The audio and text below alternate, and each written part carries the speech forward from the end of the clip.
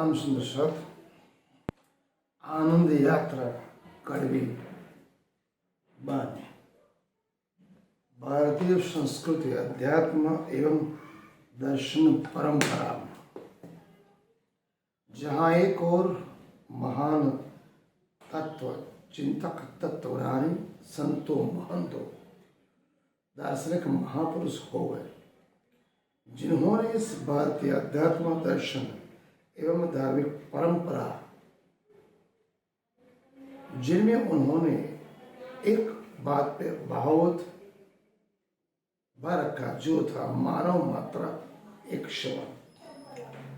उनके लिए अगर उनमें गिना जाए तो गुरु नानक देव जी, गुरु गोविंद सिंह, संत कबीर, संत सूरदास, संत दत्तदास, महामती शिव प्राणनाथ जी महाराज, मीराबाई नरसिंह मेहता,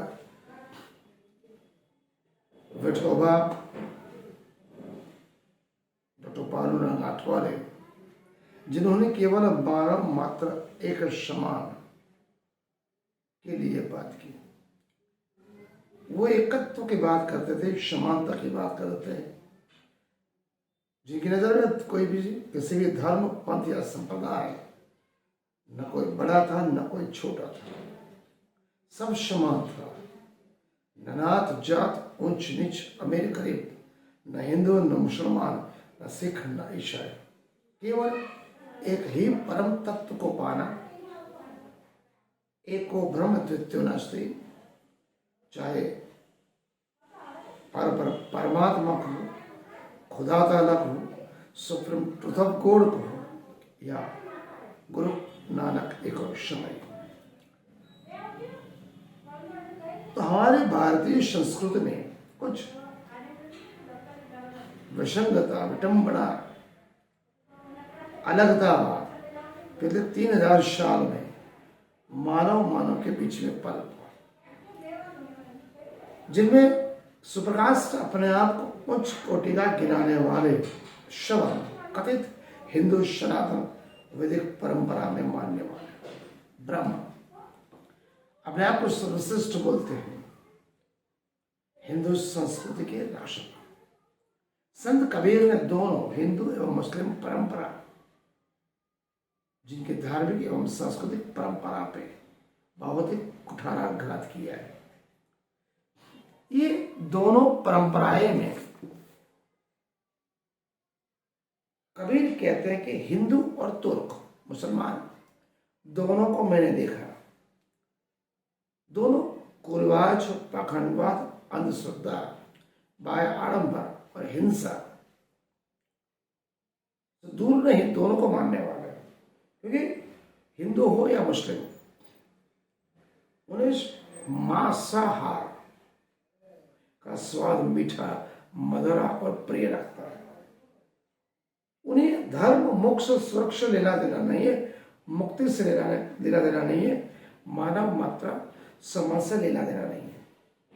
हिंदू दूध, फलाहार, जो अपना उपवास करता है और एक दिन का अन्न का त्याग करता है। देखिए, मन में सदा ही इंद्रिय जो होती है, जो खाने के लिए लालायित रहती है, उपवास तो केवल नाम का रखता है, अपनी महत्ता, आशा और इच्छा के बलबूते पर देवी देवता से अपनी आशा की पूर्ति के लिए जाने अनजाने उनको लालच देता है। अगर मेरा काम हो गया तो मैं एक दिन का उपवास करूंगा, व्रत और नियम रखता, लेकिन खाने की लालसा उसमें बनी रहती है।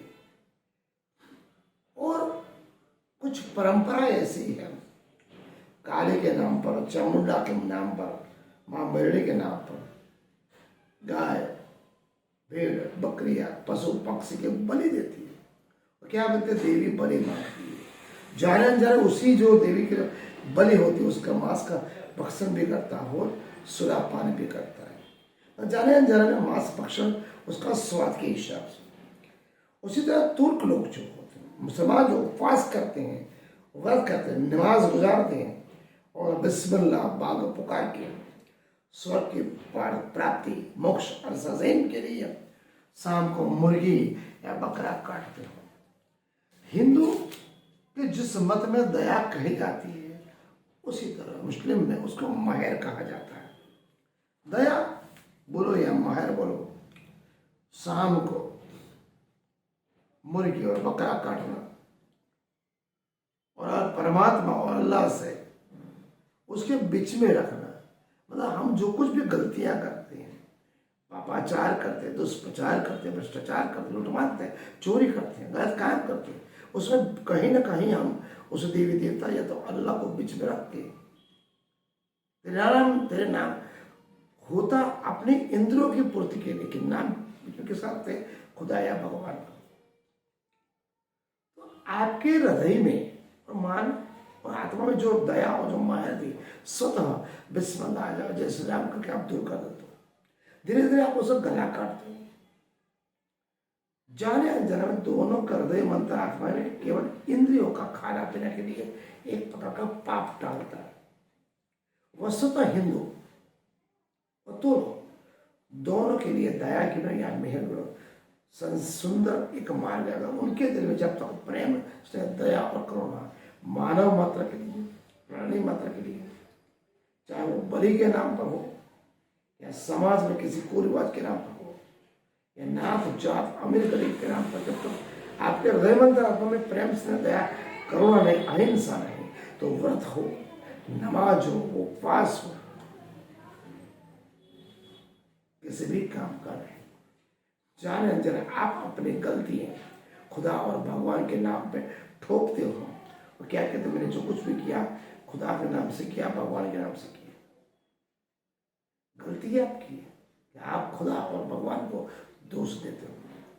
इसलिए कबीर साहब कहते हैं कि संतो, अगर आप दया का श्रवण करोगे, प्रेम से दया करुणा अपने दिल में पालोगे, किसी और इंसान के लिए, मानव के लिए, प्राणी पक्षी के लिए, जब तक आपके हृदय मंत्र आप दया नहीं आई, प्रेम नहीं आई, करुणा नहीं आई, अहिंसा नहीं आई, समानता नहीं आई, तो वो किसी भी प्रकार का व्रत हो, नित्यनेम हो, सिद्धांत हो या रोजा हो, नमाज हो, कोई भी काम नहीं।